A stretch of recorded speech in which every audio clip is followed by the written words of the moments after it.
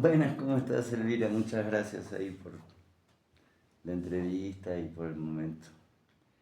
Bien, gracias. Gracias por venir al Museo Nacional de Etnografía y Folclore para conversar un poco de los trabajos que se desarrollan aquí en el museo. Eso te quería preguntar por ahí para la gente allá en Argentina, que cuentes un poco brevemente, porque sé que es vasta ahí tu historia y tu experiencia, pero bueno, un poco tu misión en la cultura acá boliviana, en la sociedad y en particular en el museo. Sí, ha sido una misión ardua. Como ustedes lo saben, el museo tiene más de 50 años, ¿no? Porque nació en 1962. Y para nosotros ha sido bien interesante porque yo entré justamente cuando el museo había cumplido los 60 años, no, 50 años, ahora ya cumplió 60. Entonces, como había cumplido los 50 años, hasta esa fecha no había la producción académica, ¿no? El repositorio tenía más la colección de bienes culturales y documentales, ¿no? Bienes culturales alrededor de 30.000 y bienes documentales alrededor de ciento y algo, ¿no? Como 120, 30.000 bienes documentales. Algo que me llamó mucho la atención es que siempre se decía que los especialistas trabajaban en el museo, ¿no? Y como los especialistas trabajan en el museo, pues uno piensa que hay mucho trabajo de estudio, ¿no? Y bueno, yo llegué en 2013 y cuando llegué pues no había ninguna producción académica, no había un catálogo formal, ¿no? Sus catálogos eran trípticos de 3 4 páginas. Y me sorprendió mucho, ¿no? Porque supuestamente son licenciados, doctorados y muy especialistas. Eso es lo que se decía también. Y así entonces yo trabajaba antes fuera del país, trabajaba en el Museo Británico como investigadora y me daba cuenta de los errores, ¿no? Me daba cuenta de los problemas en general, porque los museos normalmente tiene, digamos, esa noción vertical estructurada desde la educación formal, ¿no? Que siempre está un historiador, un antropólogo, un sociólogo, un arqueólogo, en fin, ¿no? Un lingüista, y así comunicadores, probablemente bibliotecólogos, archivistas, en fin, todas las especialidades. Pero como el museo tiene una colección de las comunidades indígenas, porque la mayor parte, como el 95% de toda la colección son de comunidades indígenas. Algo que llama la atención, ¿por qué no está un indígena? ¿No? Porque está solo los profesionales académicos formados en las universidades formalmente. Y claro, me he dado cuenta de que este trabajo tiene que ver con esa verticalidad, ¿no? del egocentrismo que viene importado. Entonces, todos los términos que se trabajan o se ha trabajado a lo largo del tiempo en ciencias sociales, siempre fue a la mira del pensamiento griego y latino, ¿no? Y este pensamiento griego y latino ha sido reforzado más que todo por los pensadores anglosajones de Europa y luego Norteamérica, ¿no? Y esa estructura se repite aquí en Bolivia porque el privilegio que se tiene, ¿no? Las personas que estudian, es de una cierta clase social. Y cuando esa clase social copa estos puestos, entonces hay un círculo vicioso que se repite esa estructura del pensamiento de la belleza superficial, ¿no? Lo bonito, lo muy lindo, ¿no? Que ha producido las comunidades, que es hermoso y bello y todo así. Y eso también es una estructura que se ha generado en este caso más que todo con el tema del pensamiento, incluso, ¿no? De dividir el que es arte, que no es artesanía, ¿no? Y eso también tiene que ver con la historia del museo, ¿no? El museo no existía, existía el museo arqueológico, pero dentro del museo arqueológico había piezas etnográficas de las comunidades. Y eso para ellos no era una pieza exquisita que modelo arqueológico. El museo nació con el nombre de Artesanía y Artes Populares, y era como negar, ¿no? Que esto no es lo mejor, sino es como que no es parte de... Incluso te he escuchado que en Y sí, Inglaterra encontraste tejidos que no vi acá, o sea, que los exacto, gringos estaban más interiorizados de cosas culturales que así aquí es. mismo. Entonces, ese despectivo, digamos, ¿no? De separar y poner. Y bueno, lo interesante es que la colección tiene la parte arqueológica, histórica y etnográfica. Y bueno, todas las colecciones de Latinoamérica tienen ese problema, que la mayor parte de la colección de la mejor está fuera del país, ¿no? Está en Inglaterra, está en Alemania, está en Francia, la mayor parte, por supuesto, también España, ¿no? Y bueno, ni qué decir Estados Unidos en el Smithsonian, ¿no? Porque todos los investigadores de esas épocas eran extranjeros, ¿no? Nosotros, las comunidades indígenas siempre han sido objeto de estudio, siempre hemos sido objetos de estudio, ¿no? Y hasta que pasa cuando la clase media alta de Bolivia se forma, hace el mismo extractivismo, hace el mismo rol de ir a las comunidades y extraer la información, y entre comillas ellos son los grandes expertos, ¿no? Ujú. Nosotros no la conocemos ni lo sabemos. Entonces, eso se ha replanteado justamente en el 2013, que generó mucho debate negativo, ¿no? Porque no hemos querido entrar en esa belleza superficial como la teoría del Kant lo hace esta separación, ¿no? Entonces, en respuesta a eso, lo que se ha trabajado es que debería de ser sobre la ciencia y la tecnología de las comunidades, como ha desarrollado para hacer un objeto, que tampoco es un objeto para nosotros, es un sujeto. Entonces eso hace un despliegue muy grande, solo hablando de textil, que ha sido el hilo conductor. Se tiene que hablar, por ejemplo, de la tierra, las semillas, la alimentación para los animales, las plantas, la obtención, el tratamiento, la elaboración y finalmente la vida social. Entonces ese despliegue nos lleva a temas muy, muy interesantes y multidisciplinarios. Ya no es el antropólogo, el arqueólogo, el sociólogo el que escribe o el historiador, ¿no?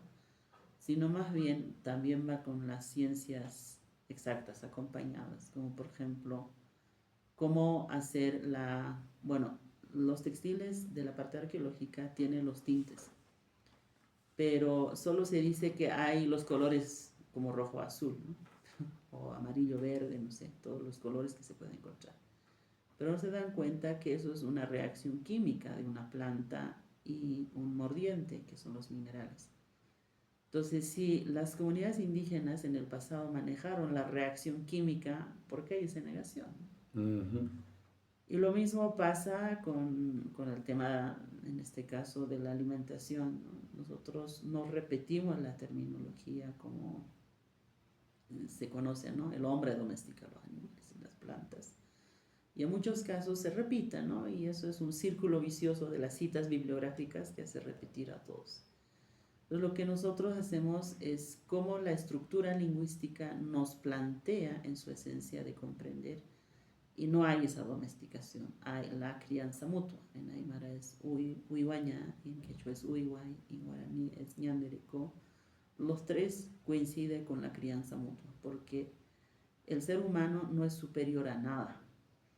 Todos necesitamos cuidarnos, nosotros tenemos que cuidar de los animales, de las plantas, y gracias a eso nosotros podemos tener, digamos, ¿no? Y en ese sentido la filosofía cambia, porque no es lo mismo de que el hombre domina y por su dominancia del hombre es superior a todo, ¿no?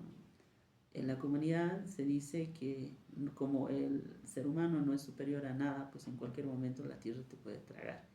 Me parece una filosofía más clara que cualquier otra, ¿no? Entonces, realmente esta revolución en el museo nos ha gustado trabajar desde esa esencia de poder entender la estructura lingüística, el concepto de las terminologías, para poder entender la epistemología y la filosofía de las comunidades. Entonces eso ha sido uno de nuestros aportes más grandes. Hoy el museo tiene más de 30 catálogos de 500 páginas como textil, cerámica, arte plumario, metales, líticos, vestimenta, poética, alimentación, está la música, ¿no? Y el año pasado hicimos sobre el tema del agua y este año, ¿no? Nos toca hacer el tema de tierra y territorio, ¿no? Entonces, para nosotros es súper interesante porque después de haber hecho estos catálogos grandes, como retroalimenta con catálogos menores de 250 páginas, ¿no? Donde están bordados, gorros, fajas, hay un montón. Entonces, a mí me ha gustado mucho trabajar con un equipo multidisciplinario, pero lo otro también es bien interesante que ya no vamos en ese sentido del extractivismo, de que el investigador que investiga las comunidades, ¿no? Extrae la información, sino más bien cómo poder trabajar con las propias comunidades, con los productores, ¿no? Que sean coautor de la redacción, porque es la materia prima que nos da y nosotros, los escritores, somos sus redactores, ¿no? ¿Y cómo se lleva eso, Entonces, perdona, a la práctica en la comunidad? Si pudiera describir un proceso de ustedes llegan a la comunidad, ¿cómo sí, sería tenemos eso? varios programas, ¿no? Tenemos un montón de programas. Uno de los programas más interesantes es el Museo Portátil. Ajá. El museo portátil, como ustedes saben, los museos siempre están en un área urbana concentrada, ¿no? Y lo que nosotros necesitamos es que este museo salga a las comunidades. Entonces se ha diseñado una exposición que viaja a la comunidad y cuando viaja pues trae la memoria viva. Mi abuelo recuerda, yo he visto, esto era así, así. Esa retroalimentación hace una conexión directa para poder trabajar con algunas personas, ¿no? Y cuando se trabaja, se debate en conjunto, pues es el coautor de la producción, ¿no? De la retroalimentación. Entonces, el catálogo ya no cae en el egocentrismo de un curador o una curadora, sino el catálogo ya tiene como 40 autores, ¿no? Es un 20 que son los académicos especializados y un 20 son realmente expertos de las propias comunidades, ¿no? Entonces, eso generó, digamos, una propuesta muy nueva, creo que es muy interesante también para Latinoamérica porque ya no es como en el siglo pasado, ¿no? Que entre comillas el experto es el académico, ¿no? Te iba a preguntar porque hablábamos de la técnica, de la ciencia y este modelo europeo que decías de Grecia, Roma. Y hace poco también estuve entrevistando a Javier Medina, que él compara el AILU con la física cuántica, porque también hay algo del positivismo científico, de la matemática, de lo exacto, que por ahí en esto que vos decís de la reciprocidad o del animismo, no sé cómo llamarlo, de esta cuestión más espiritual que tiene la cosmovisión indígena, se choca, ¿no? con la mirada más científica, más Bueno, tecnológica en la superficialidad, ¿no? Como decís. hay lo científico, ¿no? Lo malo es el negacionismo de afuera, ¿no? Ujú. Lo que siempre nos llega, como esto de la reacción química de las plantas en el textil, o la matemática en el textil, o podría ser la física, por ejemplo, en medir el aire para un color, ¿no? Hay mucho que hablar, digamos, ¿no? Igual la física cuántica se ha desarrollado en las comunidades, solo que está en su propio lenguaje, ¿no? Los términos nos llevan y creo que mucha gente especialista no habla la lengua y no sabe, Ujú. entonces hay un problema serio, ¿no? Te lo explico de otra manera. La otra vez estaba ahí con un hermano huarpe, ahí del Cuyún de San Juan en Argentina, y yo le preguntaba qué hacía ahí en San Luis, en su comunidad, que era cerca de casa, ¿no? Y él me dice, sí, yo construyo en barro, trabajo yuyos medicinales, todo eso que ahora los gringos le llaman permacultura, te lo digo en ese sentido, como que todo ese círculo desde Grecia, Roma, Europa está llegando a las mismas conclusiones de lo que vienen haciendo hace años los pueblos originarios de América. En ese círculo te lo preguntaba, ¿no? Mm.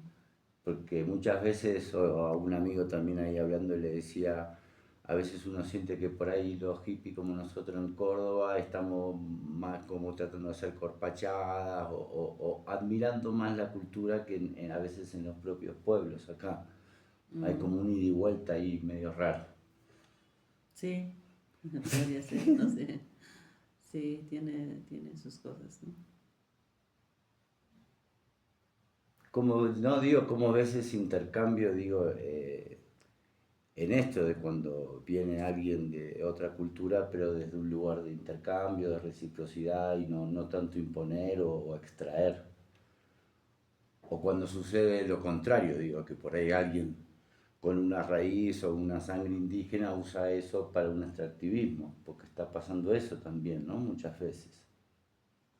Bueno, hay de todo y siempre va a haber, ¿no? La cultura es dinámica, pero lo peor es caer en una monocultura, ¿no?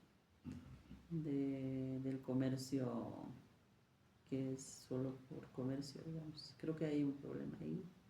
Pero siempre hubo los intercambios, pero creo que los intercambios no eran por un nexo económico egocéntrico, ¿no? Era más amigable.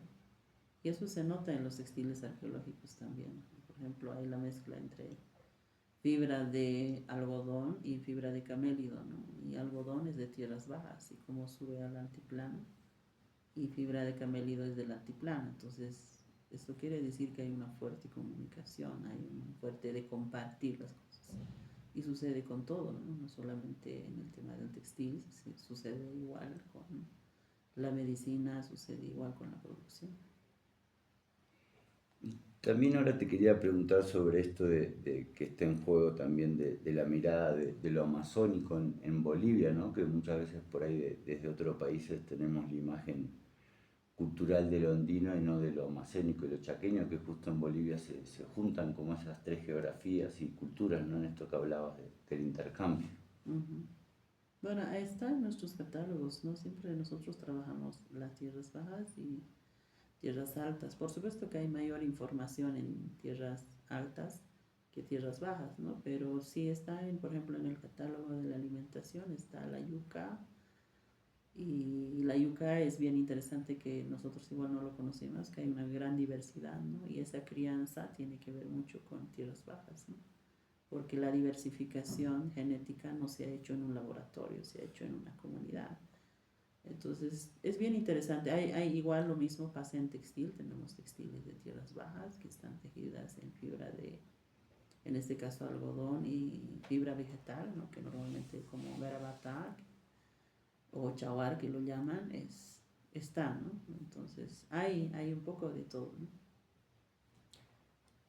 Quería preguntar también, allá tenemos una abuela justo del pueblo Huarpe, la AMTA Argentina Paz Quiroga, que habla de una emergencia civilizatoria, ¿no? En este caos que estamos teniendo geopolítico. Y nada, quería preguntarte vos que sos artista, porque además sos cantante, sos narradora, digo, como que manejás el arte en varias expresiones. ¿Cómo crees que es la misión o el aporte que puede hacer el arte en estos tiempos difíciles? Bueno, integrar a las comunidades indígenas es lo que siempre se ha negado, ¿no? Esta filosofía de la crianza creo que es muy particular y ayudaría a la sociedad a un equilibrio porque el extractivismo es lo que está matando en este momento. Y eso es la modernidad, es como consumo sin responsabilidad. Dijiste de la crianza. Sí, la crianza mutua de las artes, Ajá. eso hace ese despliegue de todo este contenido de comprender que las comunidades indígenas siempre lo han hecho, ¿no? ¿Qué podrías explicar cómo sería ese tipo de crianza? ¿Qué valores tendría? Bueno, está en el libro. Se Ajá. llama La crianza mutua de las artes. Es muy chiquito, pero sí tiene ese contenido de comprender cómo hace las interconectividades, ¿no? Para poder, como decir, hacer una revalorización de todos los procesos y procedimientos, lo que el arte se ha simplificado en una retina del ojo que es la belleza superficial, ¿no? Entonces, es muy interesante porque es por una parte súper crítico, pero por otro lado es como una alternativa para poder entender y mejorar todos los procesos que se han desarrollado a lo largo del tiempo, ¿no? Que por ejemplo en un tejido sería poder tener en cuenta la guía del tejido, ¿no? Lo que no se ve en el tejido, algo así. No simplemente el tejido, la guía, ¿no? Sino todos los procesos, ¿no? Porque es muy grandes, no puedo resumir mucho, pero Sí. es gigante porque estamos hablando, por ejemplo, un detalle es, por ejemplo, cuando hablas de una fibra, tiene que ver con la alimentación del camello. Y eso nos lleva al espacio del territorio, qué espacios habita, y ese espacio de habitar el territorio tiene que ver con todos los contenidos, ¿no? En este caso, realmente la predominancia, digamos, ¿no? Y eso es complejo porque tenemos que ver mucho con el tema de la geología, tiene que ver mucho con el tema de las reacciones químicas, el contenido de estas reacciones químicas, el traspaso, ¿no? Y en cada cosa puede suceder así, está en los animales, está en las plantas, y esas transformaciones lo hicieron nuestros ancestros, ¿no? Como, por ejemplo, de una espiga de maíz se ha llevado a una mazorca, y de una mazorca se ha llevado a una diversidad de maíces. Y toda esa diversidad tiene un contenido distinto, ¿no? Aunque la genética y la forma es un poco cercano, pero el contenido, en este caso de la alimentación, es distinta. Lo que también nosotros vamos a ingerir también nos da otra forma de comprenderlo. Entonces son genéticas que habitan y interconectan y son bien grandes, ¿no? No es solamente que el tejido es bonito, ¿no? Va más allá de eso. Tanto en tiempo como en espacio, ¿no? Pues te Mm, decís, porque eso de sí. la mazorca al maíz Mm. pasaron muchísimos años. Sí, lo No, mismo con no es- el tejido, lo mismo con la cerámica. Ujú. Y son muy amigables y son orgánicos, ¿no? No es nada contaminable como hoy en día, que es puro plástico. Muchas gracias, Elvira, por la charla. Y por último, quería preguntarte qué relaciones tejen con otros museos de América Latina o con otras comunidades indígenas, qué intercambio se da en general. Bueno, hay mucha demanda de poder copiar, digamos, ¿no? Porque como nosotros hemos cambiado todo en términos críticos y propone de una manera distinta, una de las primeras fue, por ejemplo, con el Museo de Antropología de México, que ha renovado todas las salas de la parte etnográfica y ha retomado esa esencia, ¿no? Que antes era esta belleza superficial y se ha inaugurado recién hace 2 meses más o menos y me ha impresionado, ¿no? Porque hemos infectado con nuestro pensamiento y la gente, la sociedad está retomando. También hay un diplomado para las maestras y maestros en el acervo desde la UNAM que se hace y bueno, soy docente parte de eso para poder incluso revalorizar y poder integrarlos a las formaciones formales verticales, ¿no? Y eso me parece una política tanto del país y de la universidad en términos de integración que me parece interesante, ¿no? Muchísimas gracias. Gracias más bien por venir. Genial. Sí. Che, Elvira, ¿y te molesta si te pregunto ahora en off la otra parte? Yo como para Sí. saber y tener como Ajá.